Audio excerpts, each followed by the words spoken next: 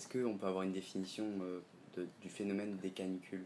Donc, si tu veux, la canicule, c'est un dispositif qui a été mis en place alors suite aux gros épisodes de forte chaleur. Ça ne s'appelait pas canicule à l'époque. Il y a plusieurs éléments. Là, il y a l'effet température maximale de la journée, il y a l'effet température maximale de la nuit, et il y a l'effet durabilité du phénomène.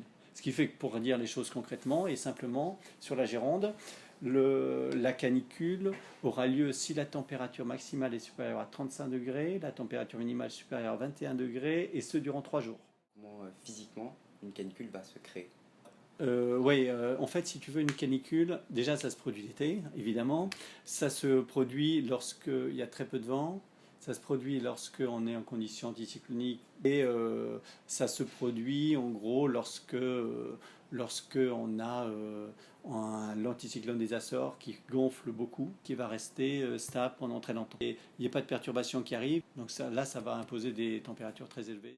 Sur le globe terrestre, est-ce qu'il va y avoir des zones plus particulièrement touchées par ces canicules? Alors, toutes les régions anticycloniques sont par essence soumises à des fortes chaleurs, donc à des effets caniculaires, si tu veux. Des latitudes 30 degrés à peu près, justement là où se trouve la ceinture d'anticyclone, la ceinture subtropicale des hautes pressions. Est-ce qu'il y a certains facteurs environnementaux qui vont favoriser, voire même défavoriser l'apparition des canicules? Il y a l'effet maritime, hein. Si tu veux, tu as moins de risque de canicule en bord de mer parce que tu as du vent, tu as une circulation d'air, tu as un brassage, et donc forcément l'effet caniculaire il est un peu atténué, quoi.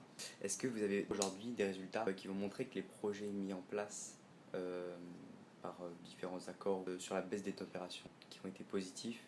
Malheureusement, je vais te dire non. Parce que si tu veux, c'est là où je te disais tout à l'heure que l'information maintenant, tout le monde la connaît. Ce qu'on attend maintenant, c'est des décisions possibles puisque la connaissance en là. Et on se rend compte que on a eu 2018, ça a été la 4e année la plus chaude. Donc c'est véridique quand on parle d'été à 50 degrés d'ici 2100.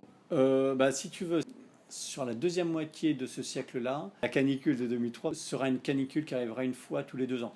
Et ça pourra même encore augmenter plus au siècle prochain, tu vois.